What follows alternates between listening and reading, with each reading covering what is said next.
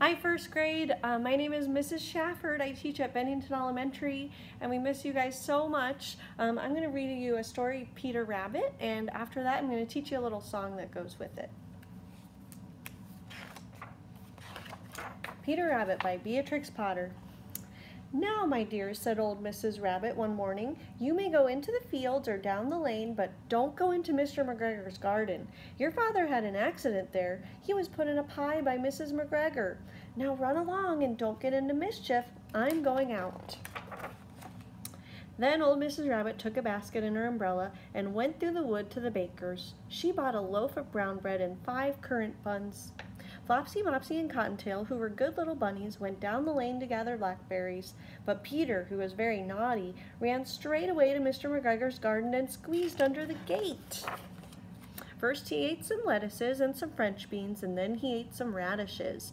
And then, feeling rather sick, he went to look for some parsley. But round the end of a cucumber frame, whom should he meet but Mr. McGregor? Mr. McGregor was on his hands and knees planting out young cabbages, but he jumped up and ran after Peter, waving a rake and calling out, "Stop, thief!"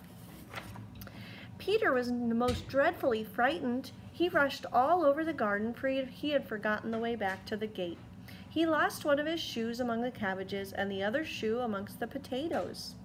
After losing them, he ran on 4 legs and went faster, so that I think he might have gotten away altogether if he had not unfortunately run into a gooseberry net and got caught by the large buttons on his jacket.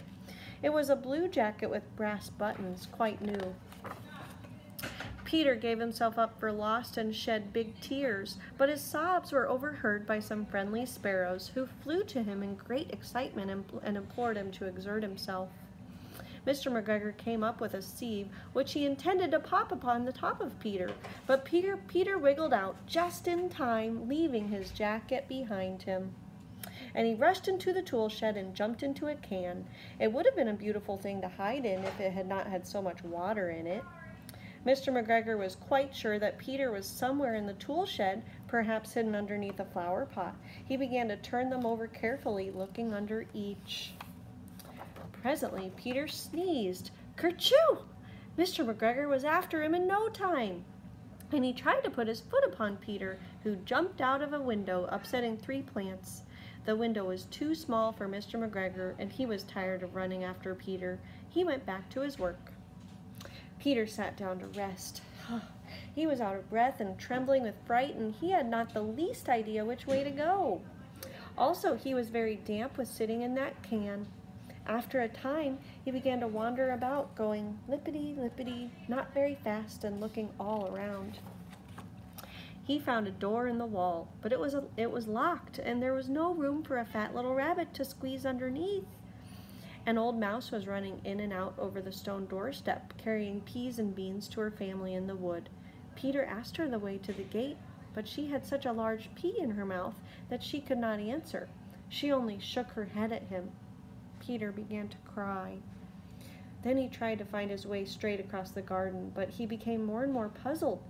Presently he came to a pond where Mr. McGregor filled his water cans. A white cat was staring at some goldfish. She sat very, very still, but now and then the tip of her tail twitched as if it were alive.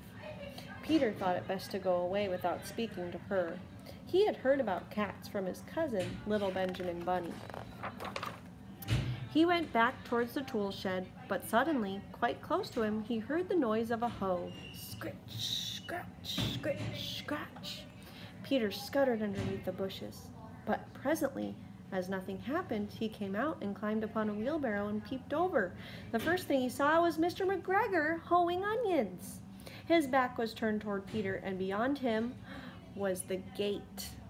Peter got down very quietly off the wheelbarrow and started running as fast as he could go along a straight walk behind some black currant bushes.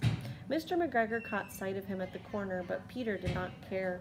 He slipped underneath the gate and was safe at last in the wood outside the garden. Mr. McGregor hung up the little jacket and the shoes for a scarecrow to frighten the blackbirds. Peter never stopped running or looked behind him till he got home to the big fir tree. He was so tired that he flopped down upon the nice soft sand on the floor of the rabbit hole and shut his eyes. His mother was busy cooking. She wondered what he had done with his clothes. It was the second little jacket and pair of shoes that Peter had lost in a fortnight. I am sorry to say that Peter was not very well during the evening. His mother put him to bed and made some chamomile tea, and she gave a dose of it to Peter. 1 tablespoon to be taken at bedtime, she said. But Flopsy, Mopsy, and Cottontail had bread and milk and blackberries for supper. The end. All right, well, I want to teach you a song that goes with this, and it goes like this. Peter Rabbit had a habit of going to the garden. Old McGregor waved a rake and chased him to the garden gate. And I have a question. There is a part in the book where what Mr. McGregor says when he sees Peter, and he says, "Stop, thief." I'm going to invite Mrs. Yonke to come on over. She's got a hand drum because she's going to play that part on the hand drum. And I'm actually going to write it right here since I've got this board going. Stop, thief, rest, rest. Awesome. And so she is going to play that part for us. Ready? Stop, thief. Stop, thief.